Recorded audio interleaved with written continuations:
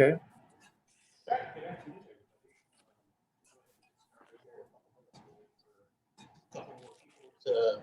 Log on if they want the chance. We'll start making some macarons.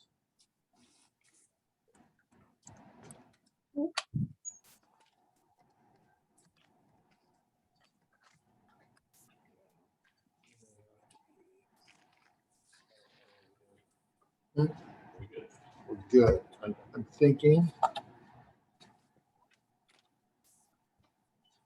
Because your microphone's coming right from here. Oh, there's not a microphone. There's not. I don't believe there is. Man down, man down.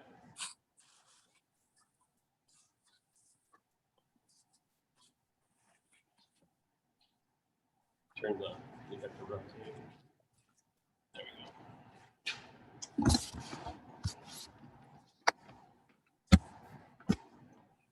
There should be usable microphones on this. So on the camera?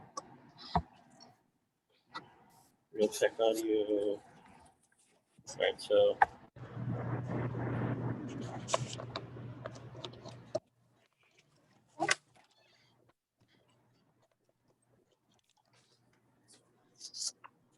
I have the mic on one of the Okay. webcam. Okay, then we should be good then. I don't know which one it is though.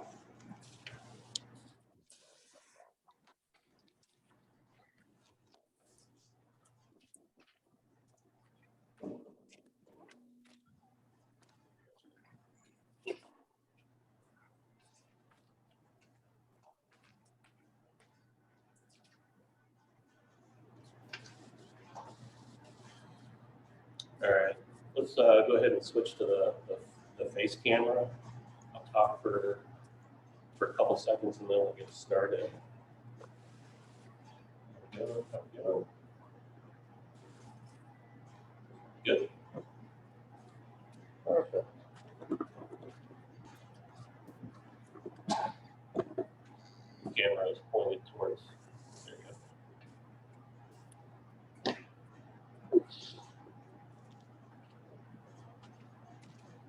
So sorry. Okay, we're good. All right. All right, let's do a sound check. Can everybody hear me all right? Go ahead. We have Chef Robert working the chat box for us today. So if everybody can hear me clear, let's go ahead and let him know. Everybody thumbs up. All right. All right. Well, so in the spirit of spring in flour, we're going to work a little bit with almond flour today. We're going to make some French macarons. Now, as far as ingredient-wise, these are really simple cookies. It's egg whites, powdered sugar, almond flour, which is our flour for today, granulated sugar, and then salt and vanilla. And kind of the trick with these is putting everything together to where the all chemical reaction happens, that they rise up and they're a nice, dense little cookie. And we'll talk about some of the warning signs and the pitfalls of them as soon as we get rolling a little bit. Now, we have to do a couple things before we get going. We have to make sure we have all of our tools set. So we'll need a couple mixing bowls. We'll need a sifter. We'll need a mixer. Now, you can do this with the old-fashioned egg beater hand mixers if that's all you have. It's just a matter of mixing egg whites and sugar to get a nice stiff meringue. And you can do that. You can make a pretty good meringue with old-fashioned hand mixer in the beater style. We also need a food processor. We need to process our powdered sugar and our almond flour to make it as fine as possible. Now, if you don't have a food processor, you can do this in small batches in a blender. The only thing about using the blender is you have to be careful that with the RPMs of the blender blades, you can overprocess the almond flour, and that's going to start to have the oil in the almonds come out. And if you have too much oil in your batter, it's kind of going to make your macaron batter a little on the dense side, and the overall cookies will have a wet milk. They'll still be fine, and they'll still taste good, but as you'll see in one of the examples I have, what to look for and what happens when you make a mistake. They don't always look the best, but they'll still taste great. Then we need sheet pan. Now I like silicone baking mats over wax paper simply because silicone, before it heats up, is texture. And what the texture does is it helps keep my cookies from spreading out too much. And then to keep a nice uniform shape on my cookies, I like to take a small cookie cutter and some powdered sugar, and I like to dip and make stencils on my, Robert, you want to switch to the down-facing camera? So I like to take my powdered sugar and my cookie cutter, and I like to make little powdered sugar guides on where I should pipe my macaron batter out. So I'll go ahead and do this real quick. So we need enough space that they'll be able to rise and spread, and we also want them to be a nice uniform size. So just rubber stamp a couple of these out.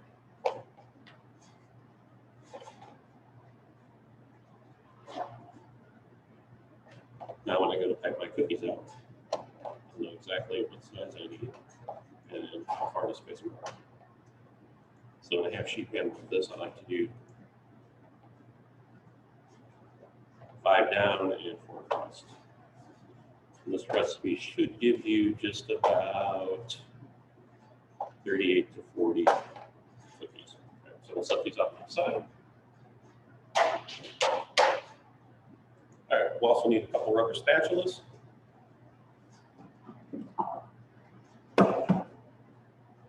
And then a piping bag. Now, preferably with a piping bag, you don't necessarily need a round tip like this. Make sure your circles in your control if you have it. Otherwise, you can use it without a tip, or if you don't have any pastry bags like this, you can use a big Ziploc sandwich bag and just cut the corner off, and that will work just fine. As they sit and once they start to warm up and bake, the heat kind of loosens everything up and softens everything up. They kind of flow into a semicircle. So having this is not a deal breaker. If you don't have it, just use a Ziploc bag and cut the corner off. It'll still work perfectly fine.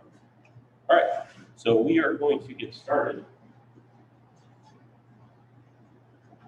Now, the first thing I'm going to do is I'm going to process my powdered sugar and my almond flour. Now, all almond flour is just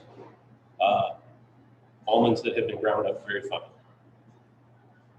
And you can actually make these cookies with hazelnut flour, pecan flour, coconut flour, any flour that's a nut. Now, usually the nuts that have lesser amounts of oil in them are going to work better. Coconut, almonds will work the best. Hazelnut will work well. Walnut flour is very loaded with oil, so those will be a little on the moist side.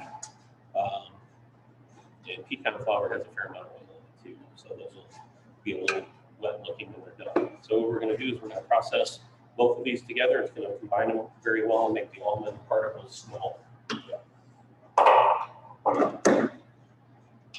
And if anybody has any questions while I'm working, don't hesitate to type it in the chat box, and Robert will get it to me, and I'll try and answer it best I can.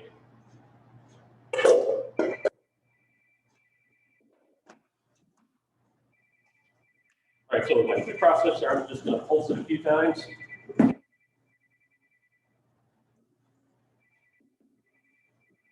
Doesn't take much. That's going to be it.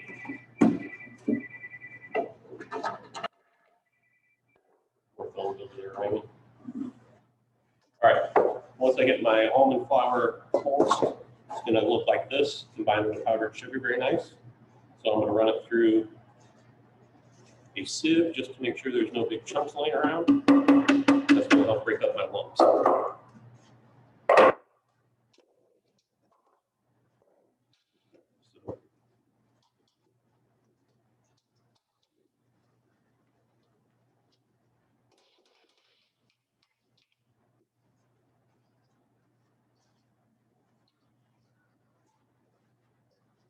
So can you see the inside of the drum sieve?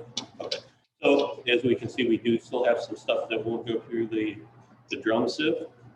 So we can do two things. We can either add this to it and it'll give the surface of our mats a little bit rougher texture, or we can throw them out and our mats will have a smoother texture. These are pretty small anyway. I'm just going to dump them back in.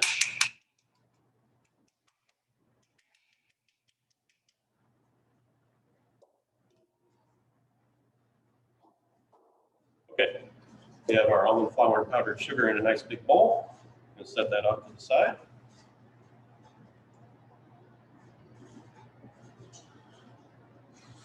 Now I'm going to start working on my meringue.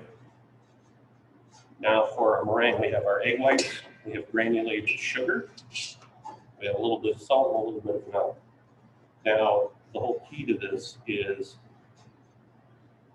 making a nice stiff peak meringue. Nice stiff peak meringue that we're going to be able to deflate. Now, while we're doing this, we want to kind of hedge our bets to where we're going to be the most successful. So when I prepare my egg whites, I usually crack them and leave them in the fridge for about 3 days beforehand. That allows some of the water to evaporate, and it's going to strengthen the protein structure a little bit more, so it holds air better. And I also like to do that because I like to add a little extra liquid flavor. So taking water out to add some water back, that's going to help us in the long run. A little salt is going to help stabilize our egg whites as well. And then obviously our granulated sugar, which is going to give us a nice, very tight protein matrix to hold our air. Right, so. You store the egg whites uncovered in the refrigerator? Uncovered in the refrigerator, yeah.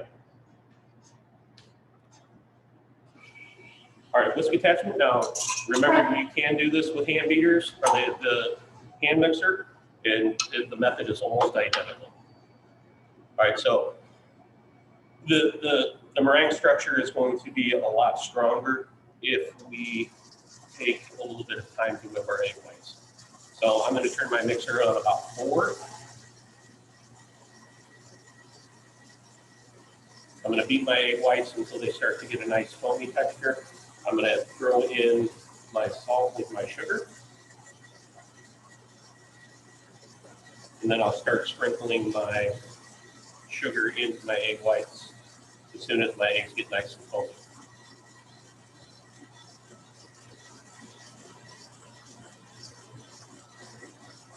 Now, all in all, this is a process that should take probably, I don't know if I had to guess, depending on your egg whites, 8 to 10 minutes.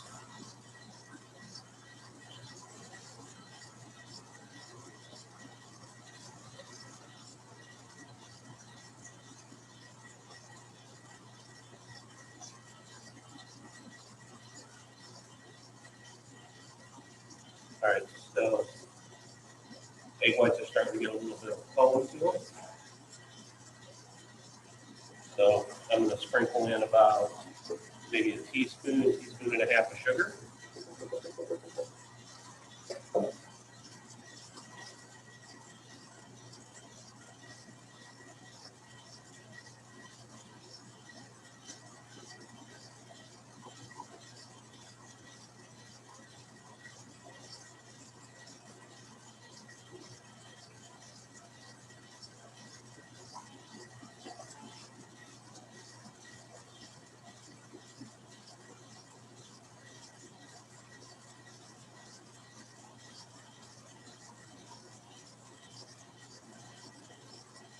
All right, about every 30 seconds or so, I'll sprinkle in just a little bit more.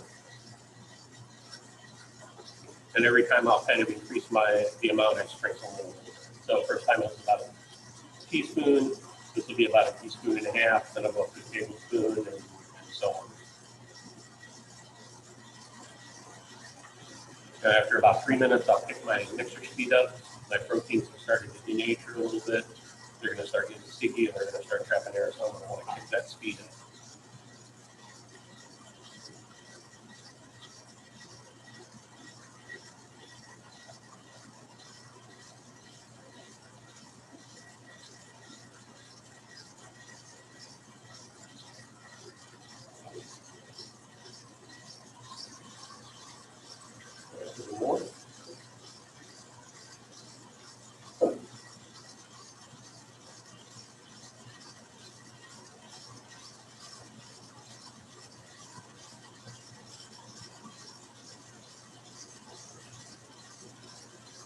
Now, also another thing to note when you're separating your eggs for your egg whites, be very, very careful that everything is very, very clean.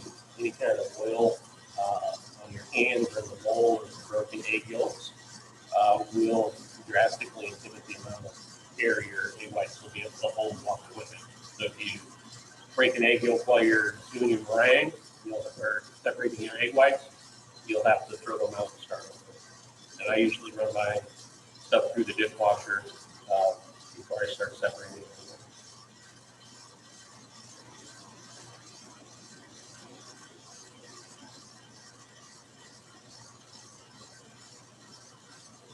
All right.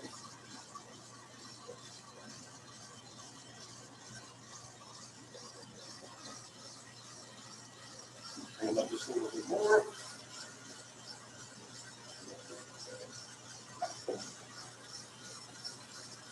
All right. Now I've got one more addition of sugar to add. So let's just get a little more volume, and then I'll have the last of my sugar.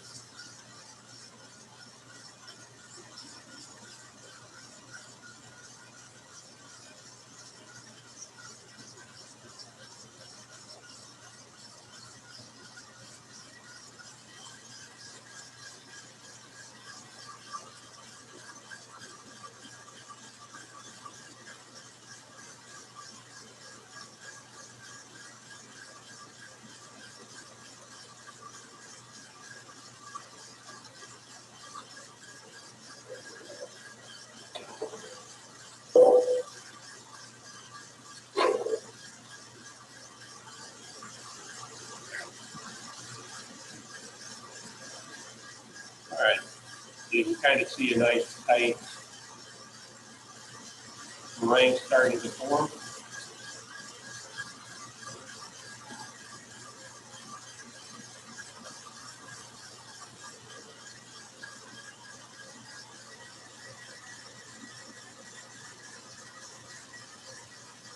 All right, now we're looking for relatively stiff, glossy feet. So we have a good gloss going. So a little bit longer, and we should have a nice stiff heavy feet.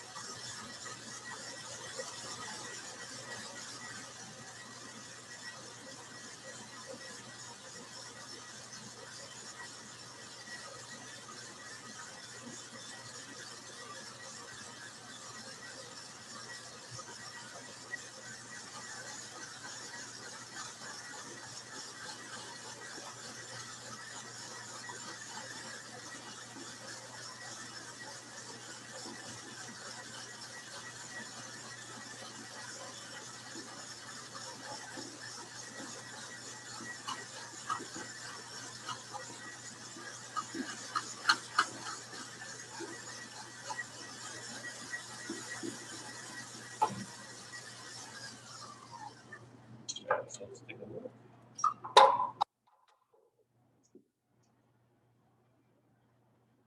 Okay, so we have a really nice gloss, pretty stiff, staying in the time. So now I'm going to add my vanilla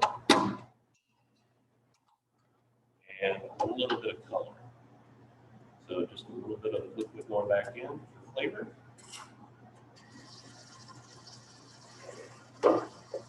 And then I think on this batch we'll do blue.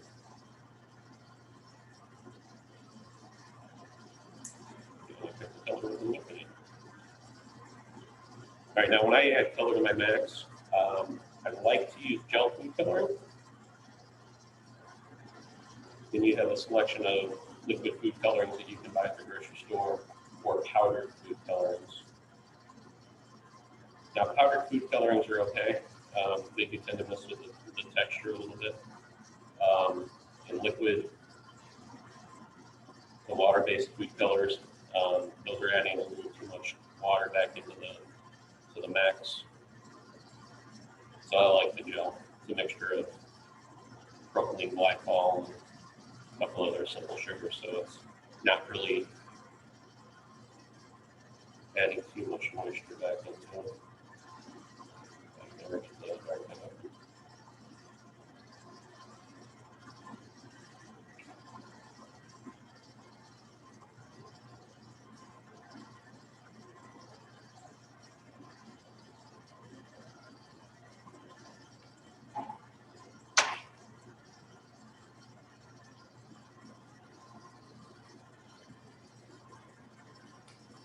All right, so with our color, we want to go just a shade or two darker.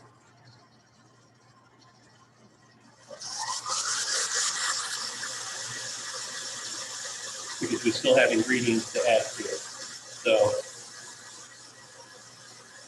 this is my overall color to begin with. Now once I add my powdered sugar and my almond, it will lighten it up just a little bit.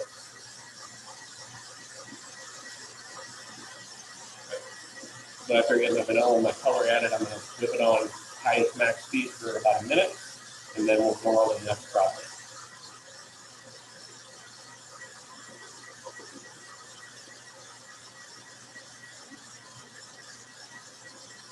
And then the blue is ready. I think I like this one. Who said that? Suzanne. Suzanne?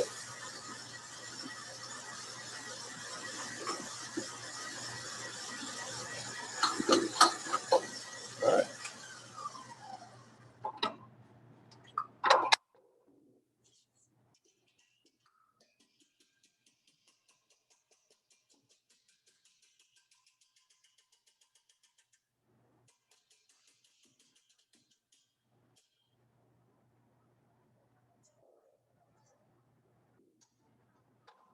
Okay, so we have the easy stuff out of the way now.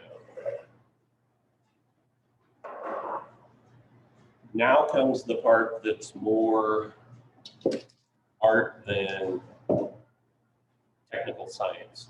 So we have to incorporate our egg whites into our powdered sugar and almond mixture, and we have to do it in such a way that we deflate some of the air from our meringue, but not enough, and our macarons will end up being hollow.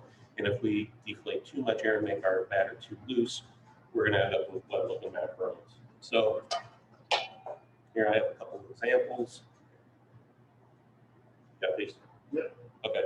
So the red one, I intentionally overmixed, and if you see, you can kind of see how it looks wet through here. And then on the bottoms, they're a little on the soggy side. So these are overmixed, and they tend not to fully want to bake all the way. So extra time in the oven is going to mean a drier, harder macaron. Now these, okay, so these were undermixed, so that the shells tend to take on a hollow appearance if they're undermixed. And then my lavender ones here, these were mixed properly, baked properly, and they have a nice full internal filling. So therein lies our issue, trying to get the right texture for a macarons. Now, if your macarons are hollow or they have a wet look appearance, it's not a big deal. They're still going to taste fabulous.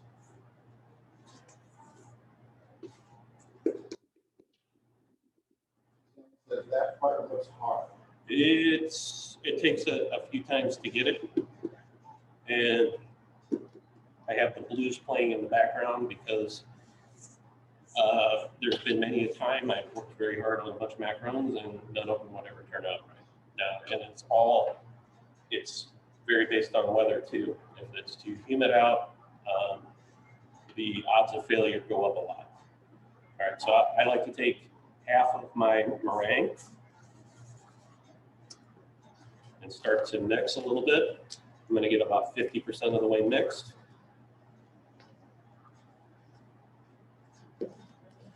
And then I'll mix in the rest of my meringue.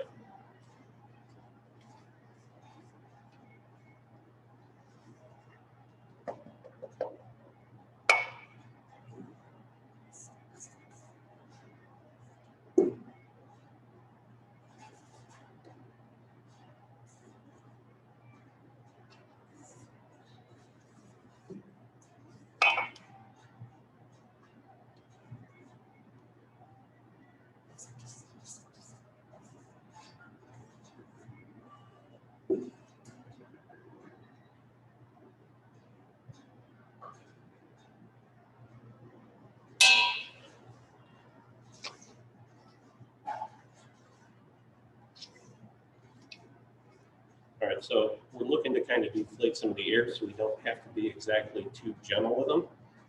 But if we really go crazy and fly into it, we really run the risk of over deflating them and our macaron batter being too loose. So I like to take a couple turns, look at my batter, make sure I'm starting to lose some of the air. So you can see there's still a lot of air because it's looking very foamy. So I'll take, kind of work it around the edge of the bowl.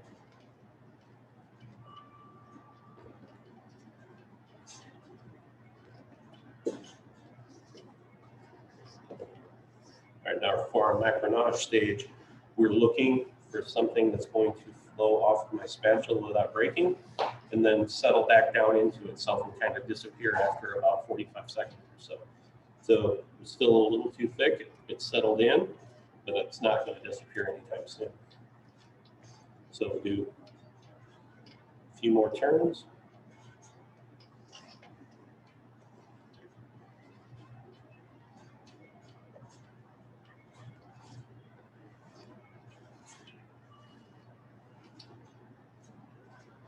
Okay, so you can see the batter starting to look less airy.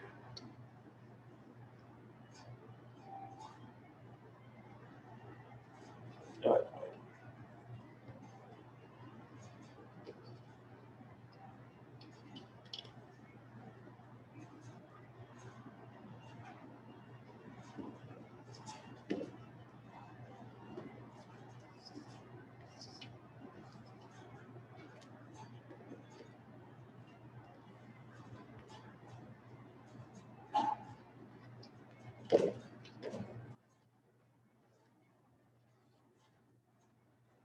Depending on your weather, I mean, this could happen in as few as 30 turns, could take as many as 100.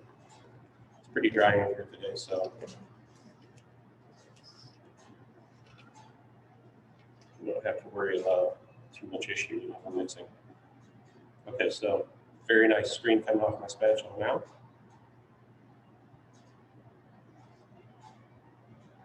Okay, so mix is starting to settle in, starting to disappear a little bit.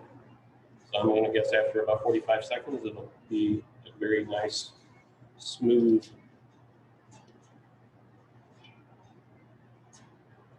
surface.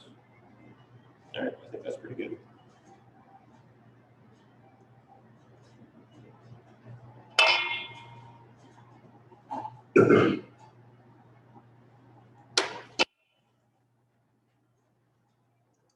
Mixer out of the way.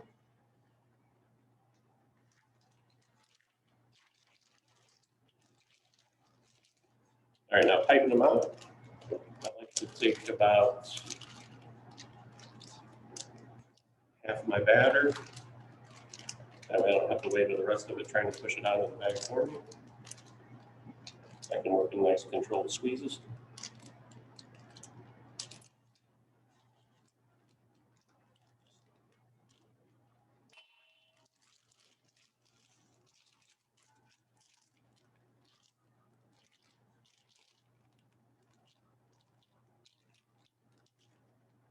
Sure all the air is out of the bag.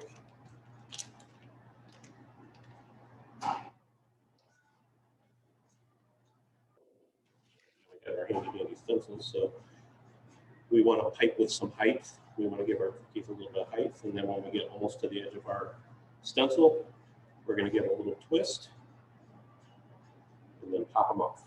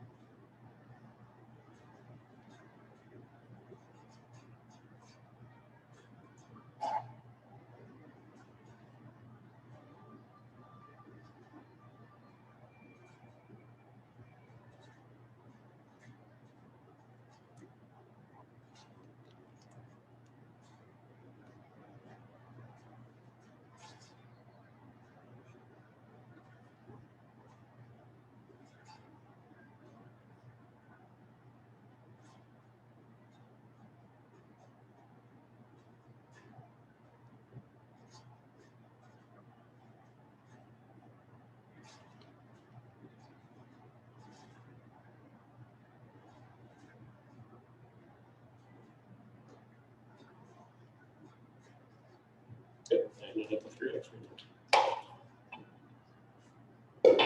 All right, so once we get them piped out, we're going to want to gently wrap them on the table. That's going to kind of flatten everything out. And if you see on, switch back to my down facing camera. Yeah. Okay, so on this one, you have a couple air bubbles. That's going to help bring those to the surface and pop them. If there's too many air bubbles inside, that can kind of lead to its own set of problems. So just a couple of gentle wraps on the table.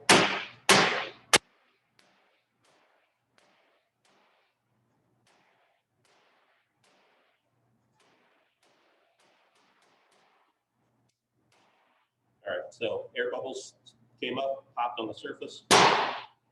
We have a nice smooth outer shell.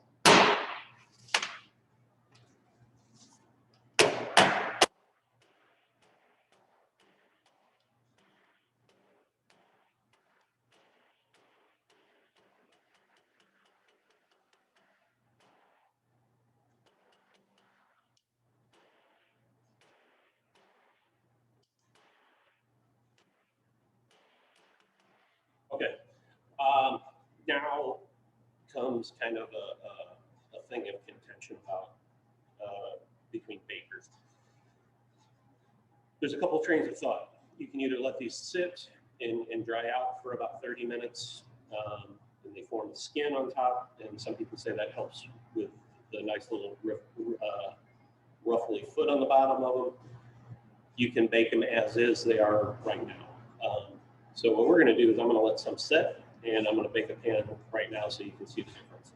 To me, as far as the internal structure of the mat goes, there's not really that much of a difference if you let them sit for 30 minutes versus throwing them in the oven and baking them right now. To me, if you let them sit, the shells get a little more dull on the outside, but really as far as ruffle around the bottom of the cookie, there's not that much difference, and I doubt if I had two side by side that I can tell which one was baked right away or sat for 30 minutes. So I'm going to throw this pan in.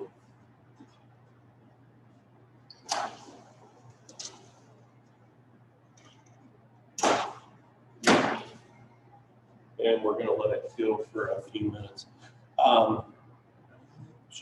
Maybe I'll fire my phone up so you guys can kind of see how they're doing in the oven. Now, as far as your oven at home, if you have a fan on your oven, you can probably bake it at the 280 degrees that it says on the recipe. Did you get that up? Chef Robert's going to put a link in the chat box for you to download the recipe from Google Docs. Now the recipe on the recipe says 280 degrees, and that's based on an oven with a fan. If you don't have a fan, just a standard home conventional oven, you may want to boost the temperature up to about 300. But the kind of the catch-22 of that is it depends on the humidity. It's pretty dry in here today, so I have my oven set a little below 280, just because I don't need the extra heat. And blue has a tendency to brown up a little more than other colors in the oven for some unknown reason. So you'll kind of have to play with it a little bit. It's going to depend on your oven. If your oven is a little crooked, you're going to have a really weird pocket of air that has a tendency to float around as the oven changes temperatures or gets hotter. So you'll have to take that into consideration. And it's just a matter of experimentation. I've made, I don't know how many macarons in this oven, so I know that I need to have the temperature a little bit lower. My oven at home, I need to have it a little bit higher. So it's just a matter of playing with your oven. All right, so we'll let these sit for a little bit. Now we'll work on some fillings while those are baking. All right, so I like to keep the fillings for my macs pretty simple. I just like Italian buttercream. I will throw a jam or two occasionally in them, but for the most part, I just like a simple ganache or buttercream. So I've got an Italian buttercream here. Then I'm going to mix in a little roasted pineapple puree.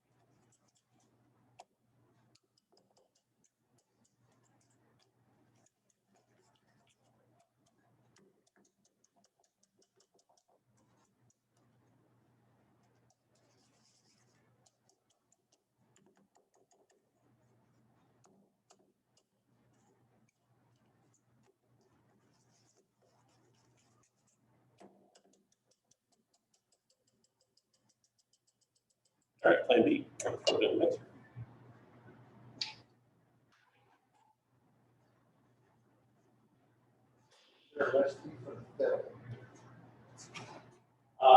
There is not, but it's your preference of whichever filling you like the most.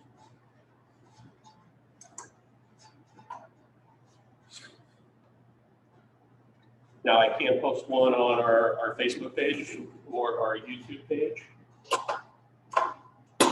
which I believe is where this video is going to go after we're done here, so you guys can reference it later. I can put a file download for a good Italian buttercream on there if you'd like. Yeah, I think I'll go ahead and do that.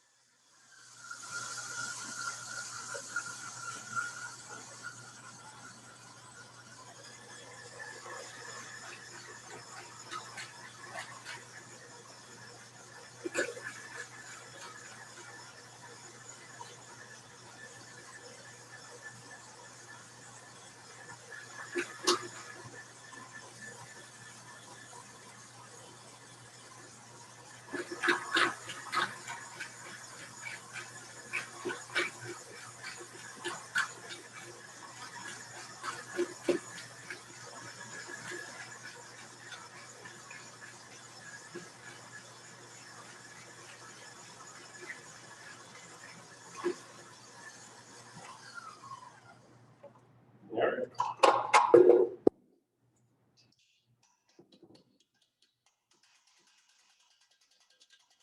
Set that off to the side.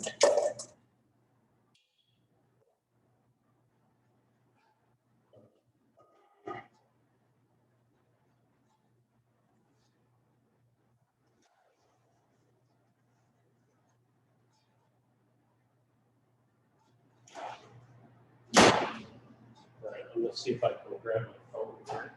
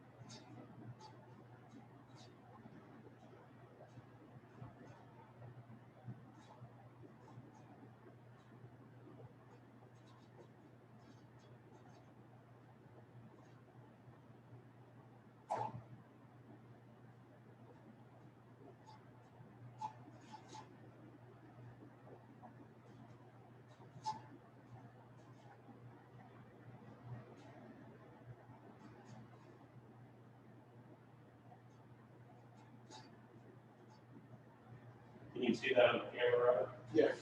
Okay, so our Macs are starting to get their little ruffled feet on the bottom. They're rising pretty nice.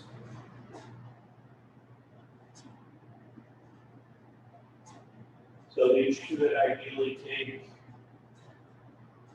about 14 minutes or so. Hopefully today that should be about a minute.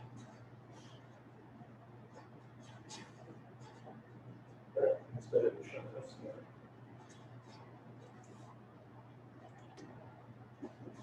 All right, do we have any questions? Yes, from Suzanne. Would you ever bake these on a baking stone with a silicone sheet? Or do you only recommend using aluminum baking pans? On a baking stone. With a silicone sheet. That is a fantastic question. I don't know if I would bake them on a baking stone. Your baking stone is going to be preheated generally. So you are throwing just a ton of heat right into the bottoms of them. So I would imagine they would bake unevenly, and likewise, if you were to throw the cold oven stone in the oven after piping them out on the silicone sheet, you would have the same issue. That stone is going to take so much longer to heat up than an aluminum pan. And you will find pastry chefs that double up their aluminum baking sheets simply because they want that bottom heat to be consistent with the top, so that the bottoms and the tops heat up. So I would be afraid that if you put it onto a baking stone in an oven, the bottoms would just be too hot and they wouldn't turn out right. But you could always try, and I would be very curious to know how it turns out. I could be way off base, but that's my initial thought without trying it myself. All right. Ooh, 1243.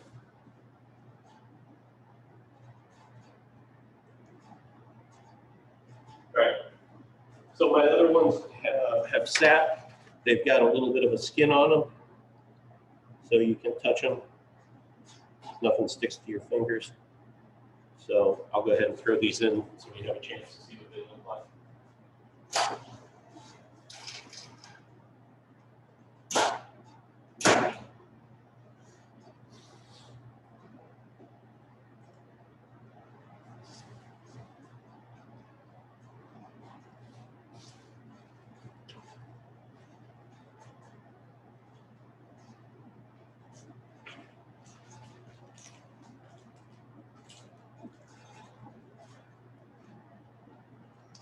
All right, so I've got a couple that I've already done.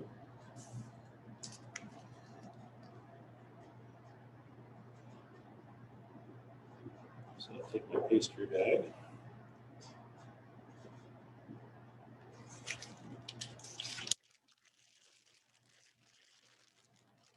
Like locally buy The kitchen store out at North Park, but I would imagine you'll pay a little bit more than if you were to order online from Amazon.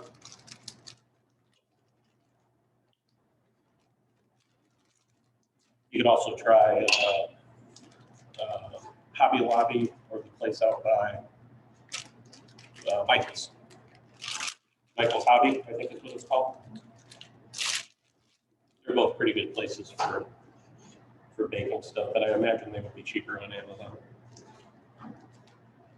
Okay, so to fill, I usually like to stick a nice healthy dollop right in the middle, leaving some plain edges, and then I just sandwich, kind of give it a little twist,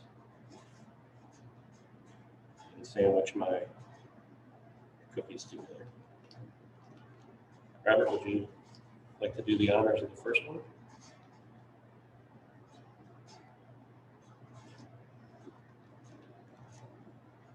Now, I'm pretty sure Diane's going to be walking around later with some of these here on campus. Reese's pineapple filling is unbelievable. I was hoping it kind of turned out good. Sorry, everybody. Well, yeah, it's pretty good. Sorry for eating and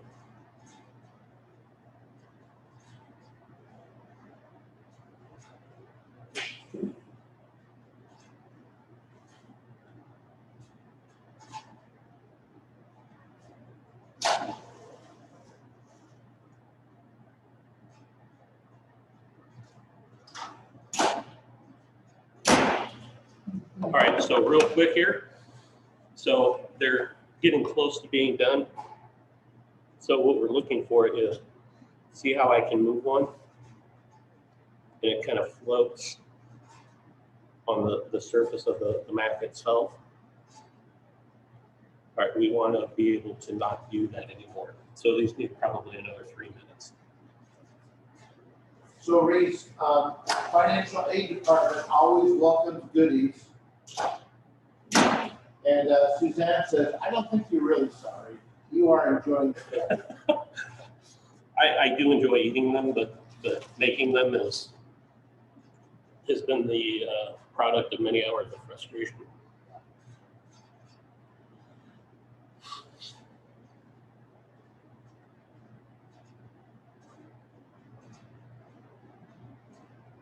All right, so we'll check those again in about 2.5 minutes, 3 minutes, see where they're at. But if you were looking, you could you can notice how the blue is starting to brown up a little bit.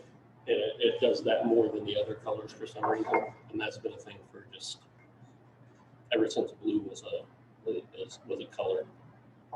And I don't know why it does that, but I never liked making blue macarons. But I figured it was nice and springy out today, so we might as well bust out the blue color for it.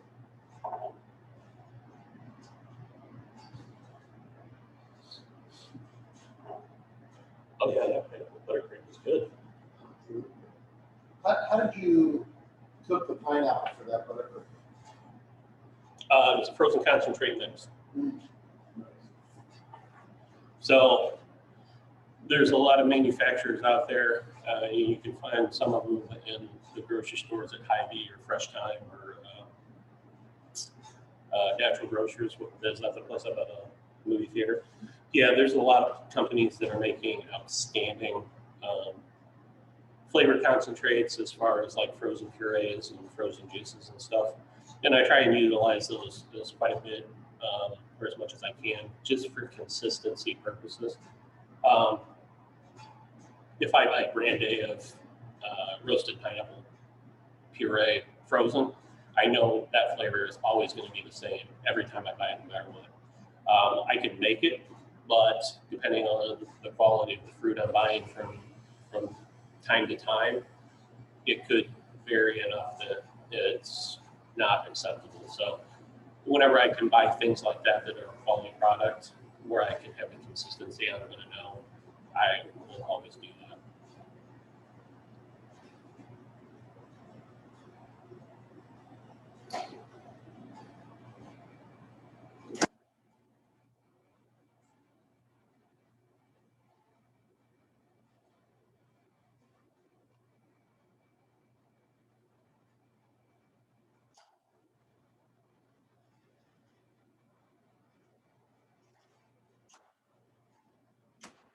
Okay, so these are the ones that rested.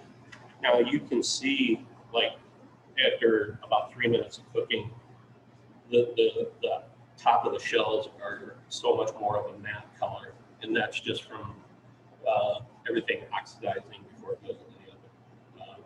So these will still be good, they'll just be a little bit duller in color.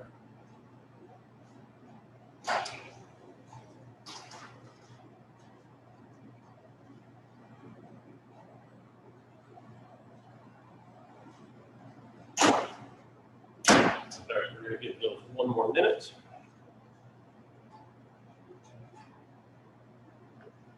Now, when my Macs come out of the oven, you're going to be really tempted to peel those things off and start doing your thing with them.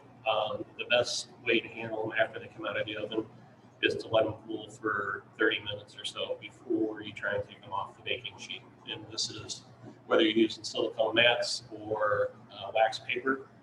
Gives it time to set up, gives the bakes a chance to kind of cool down and finish solidifying from the gelification process of the baking.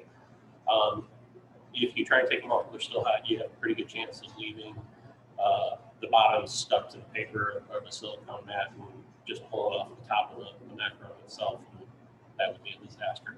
So it's best to let them set for 30 minutes, at least 30 minutes. If not, maybe a little bit longer. And then if you still have trouble after that, getting them off of your baking sheet or baking mat, hop in the oven or the freezer for about 5 minutes. That will harden everything up to where they should just pop off after that. And then as far as eating, once they're cool enough to fill, you can eat them right away, but they do benefit from a good 24 hours in the refrigerator. And I do this in quotes, to get stale, because the amount of sugar in them, the sugar crystallizes inside the macaron, and since sugar is so hygroscopic, they need a chance to pull some ambient moisture back into the cookie, so they get that nice characteristic chew to them. You can eat them right away and they're going to still be great, but they're just going to be a little crunchier than normal. So if you let them sit in the refrigerator for about 24 hours, they soften up, they get that nice chew to them, and I usually let mine sit for 3 days, just because they pull in that extra moisture from the ambient air in the refrigerator. It really helps.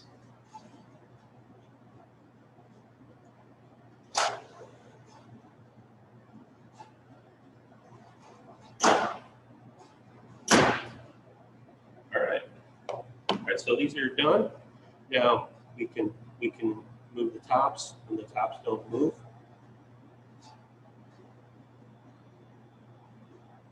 So these are done. I'm going to pop the baking sheet off. I don't want them to overcook. That'll help speed the cooling process down, and then all you have left to do after that is fill them and eat them.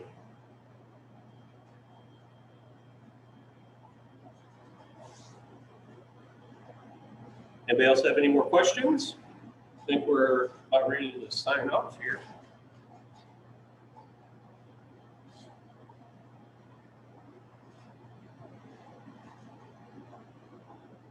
They look beautiful, Suzanne says. Is that Susan Lammers? Yep. Thank you, Susan. No, Premier. Oh, well, thank you anyway. Thank you, Morgan says thanks. Thanks, Morgan. All right, well, we will put these up. We'll put the video up on our Facebook page and then our YouTube channel, and we'll post the appropriate links. And then I'll also put up my Italian buttercream recipe for you so you have a nice start for a filling. Chocolate ganache works great too. I'll use that when I want to boost the chocolate. So the filling aspect is whatever your personal preference is. It can be anything you want. Peanut butter and jelly makes a great one too. I've had requests for that, and it makes a great macaron. So, I mean, get as adventurous as you want. You can pretty much do anything with these things. Mary Wall Jasper says thanks. I'm ready to try it out. Heather says awesome. Well, thank you for watching, you guys. It's a lot of fun. We'll hope to do something else like this again soon. For now. All right. I'll see everybody later.